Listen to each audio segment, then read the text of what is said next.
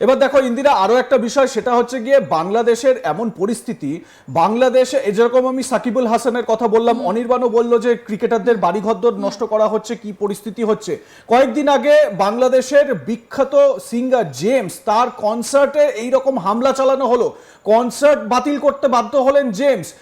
এই জেমস কিন্তু ভারতবর্ষে যখন তিনি এসেছিলেন, গান করেছিলেন, একাধিক তার গান রয়েছে এবং তাকে কিন্তু যোগ্য সম্মান দেওয়া হয়েছে, তাকে সেই মর্যাদা দেওয়া হয়েছে একজন শিল্পীর যা মর্যাদা পাওয়া উচিত। আর বাংলাদেশের অবস্থা দেখুন, আপনারা আপনাদের দেশের সম্পদকেই তো সম্মান করতে পারছেন না।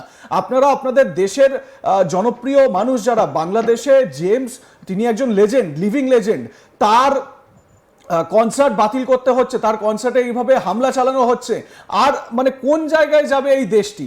এমনকি এই যে অনির্বাণ বলছিল যে এই যে মানে তুমিও বললে ইন্দিরা, যে আমাদের দেশের বিভিন্ন যে প্ল্যানিংগুলো বা আমাদের দেশের যে কাজকর্মগুলো সেইগুলোকে দেখে অনুপ্রাণিত হয়ে নিজেরা করছে। জগমোহন ডালমিয়ার সময়কার কথা অনির্বাণ তুলল। দেখো একটা জিনিস কি, আমরা ভারতের মানে আমরা যখন ব্যানও করছি, সেই ব্যানটাও আমাদের নকল করে তারা করছে। আমরা যখন পাকিস্তানে খেলবো না, পাকিস্তানের মাটিতে যাব না, এই রকম বার্তা দেওয়ার চেষ্টা করছি। আর আমাদের লজিক্যাল একটা গ্রাউন্ড রয়েছে, আমরা সন্ত্রাসবাদী কোনো রাষ্ট্রের সঙ্গে কোনো রকম সৌহার্দ্যপূর্ণ অবস্থানে যেতে চাই না, এটা আমাদের একেবারে আমরা দেখতে পেয়েছি অন গ্রাউন্ড রিয়ালিটি। আমরা সেই কারণে এই কাজ করছি। বাংলাদেশের কি অন গ্রাউন্ড রিয়ালিটি আছে? এবার যদি এটা করতেই হয়, আমি এটা নিশ্চিতভাবে বলছি, অনির্বাণ তুমি আরো এটা এক্সপ্রেস করতে পারবে ভালো করে, বাংলাদেশ যদি এই রকম স্টান্সে চলতে থাকে, বিশেষত ক্রিকেটের ক্ষেত্রে বলছি, তাহলে বাংলাদেশ ক্রিকেটের আরো অধঃপতন ঘটবে। বাংলাদেশ ক্রিকেটে সেই দিন আর দূরে নেই যখন মাথায় ফেজ টুপি পরে এবং ইসলামের প্রচারকে তুঙ্গে তুলে জিহাদি কার্যকলাপকে সামনে রেখে সেই সমস্ত লোকেরা বাংলাদেশের ঘরের মাঠেই ক্রিকেট খেলবে। তখন ইন্টারন্যাশনাল জায়গায় বাংলাদেশের আর ক্রিকেট খেলার জায়গা থাকবে বলে মনে হয় না। দেখো একেবারে এই মুহূর্তে দাঁড়িয়ে কিন্তু বাংলাদেশ ক্রিকেট সেভাবে ডেভেলপ কিন্তু মাঝে করেছিল সাকিব আল হাসান, মুস্তাফিজুর, মুশফিকুর রহিম এবং তার পাশাপাশি মোশাররফে বিন মোর্তাজা, এই ধরনের ক্রিকেটাররা ছিলেন। তারা ডেভেলপ করার চেষ্টা করেছিলেন এবং ডেভেলপ করেও ছিল। কিন্তু গত কয়েক বছর ধরে যদি তুমি বাংলাদেশ ক্রিকেটকে দেখো, তাহলে একেবারেই কিন্তু পাতে দেওয়ার যোগ্য নয় তারা। এবং সেখানে দাঁড়িয়ে এই যে এত রণকৌশল, এই যে এত ডিপ্লোম্যাসি, এই বিষয়গুলো না করে ক্রিকেটে ধ্যান দিলে তো আমার মনে হয় ভালো হয়।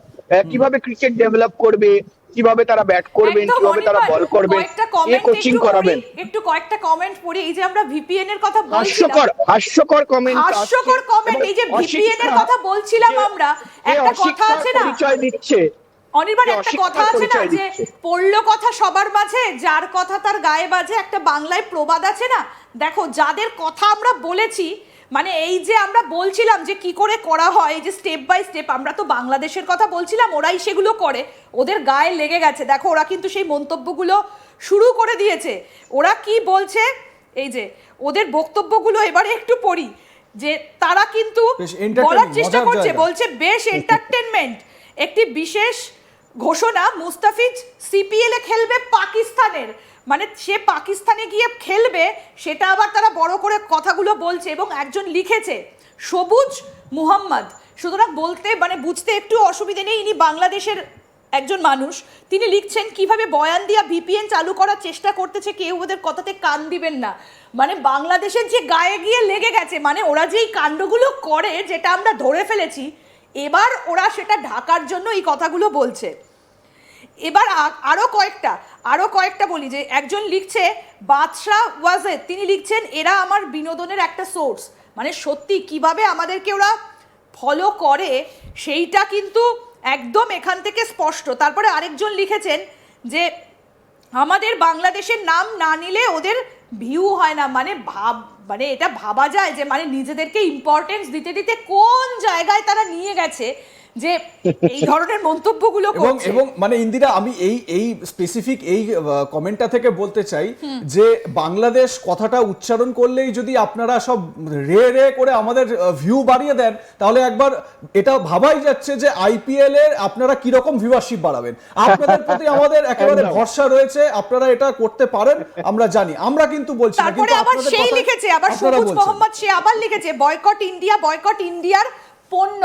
মানে আমাদের দয়ায় খেয়ে পড়ে বেঁচে আছে, আমাদের থেকে চাল যাচ্ছে খাচ্ছে, আমাদের থেকে পেঁয়াজ যাচ্ছে খাচ্ছে।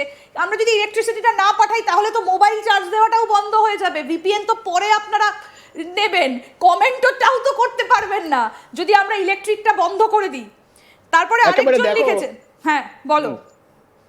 দেখো এর আগে আমরা অনেক এই ধরনের আমরা দেখলাম যে হিন্দুদের ওপর নির্যাতন হচ্ছে, হিন্দুরা সেখানে সেফ নয় বাংলাদেশে, তাদেরকে মেরে দেওয়া হচ্ছে এবং নানান অত্যাচারের কথাই এর আগে উঠে এসছে।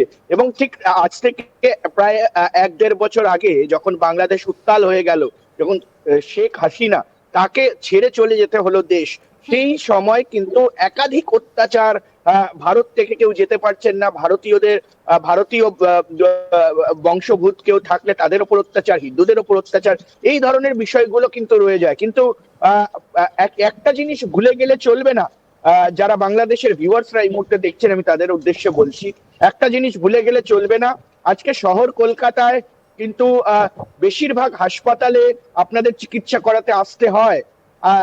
একটি রাস্তা রয়েছে এখানে, মার্কুই স্ট্রিট, তার পাশাপাশি প্রিস্কুল স্ট্রিট, একেবারে পার্ক স্ট্রিটের আশপাশের জায়গা, সেখানে আপনাদের আসতে হয়, আপনাদের নিজেদের সুবিধা, নিজেদের কেনাকাটার জন্য আসতে হয়। এই যে একজন লিখেছে সেটা অনির্বাণ, বন্ধ করে দিতে পারবেন? লিখেছে আমাদের টাকা আছে, আমরা অন্য দেশের থেকে এখন আমদানি করতেছি, আমরা পেঁয়াজ অন্য দেশের থেকে আনতেছি। কি গায়ে লেগেছে? একেবারে আপনারা পেঁয়াজ কিনুন, সব কিনুন না, আপনারা ভারতে আসবেন না, এইটাই করুন না, ভারতকে আপনারা বয়কট করে দিন। আইপিএল কেন? তাতে ভারতের বিন্দু মাত্র কিছু যায় আসবে না, তাতে ভারতের বিন্দু মাত্র কিছু যায় আসে না। এবং খেলাধুলার জগতে তো যায় আসেই না, কারণ এই মুহূর্তে দাঁড়িয়ে ভারত কোনো একেবারে উগ্রবাদ বা এই ধরনের পথে যাচ্ছে না। ভারত নিজেদের প্লেয়ার তৈরি করে, ভারত ক্রিকেটার তৈরি করে, ভারত ফুটবলার তৈরি করে, ভারত অন্যান্য খেলাধুলার প্লেয়ারদের তৈরি করে, এবং তারা বিশ্বমানের প্লেয়ার। তারা বিশ্ব দরবারে গিয়ে, বিশ্বকাপ হোক, অলিম্পিক্স হোক, সেখানে গিয়ে বিভিন্ন ধরনের মেডেল, বিভিন্ন বিষয়গুলো কিন্তু এই মুহূর্তে জিতে আসছে। ফলে সে জায়গায় দাঁড়িয়ে স্পষ্টত কিন্তু ভারত এই মুহূর্তে একেবারে তৈরি, এবং ভারতকে আইপিএল দেখা থেকে ব্যান করা বা বাংলাদেশে ব্যান হওয়া, সেটা নিয়ে ভারতের কিছুই যায় আসে না। আসলে অনির্বাণ, আমার যেটা মনে হয় যে তোমার স্মরণে থাকবে কয়েকদিন আগেই বেগম খালেদা জিয়ার যে ইন্তেকাল হয়েছিল, সেই ইন্তেকালের যে জানাজা, তার যে শেষকৃত্য, সেই শেষকৃত্যে যোগ দিয়েছিলেন আমাদের দেশের বিদেশমন্ত্রী ডক্টর এস জয়শঙ্কর। এবং সেখানে প্রধানমন্ত্রী নরেন্দ্র মোদীর যে শোক বার্তা, সেই শোক বার্তা তিনি তারেক রহমান, খালেদা জিয়ার বড় ছেলে, তার হাতে তুলে দিয়েছিলেন। এবারে ভেবে দেখো কতটা চরম অসম্মান একজন দেশের প্রধানের জন্য। মোহাম্মদ ইউনুস প্রধান উপদেষ্টা, মানে এই মুহূর্তে তিনি এক প্রকার প্রধানমন্ত্রীর প্রক্সি দিচ্ছেন। আরো একবার আপনাদের বলে রাখি, যারা গালাগালি দিচ্ছেন, শেখ হাসিনাই আপনাদের প্রধানমন্ত্রী। শেখ হাসিনা কিন্তু এখনো আপনাদের প্রধানমন্ত্রী, যতক্ষণ না পর্যন্ত নির্বাচন হওয়ার পর নতুন প্রধানমন্ত্রী হিসেবে কেউ শপথ নিচ্ছেন। শেখ হাসিনা আপনাদের প্রধানমন্ত্রী।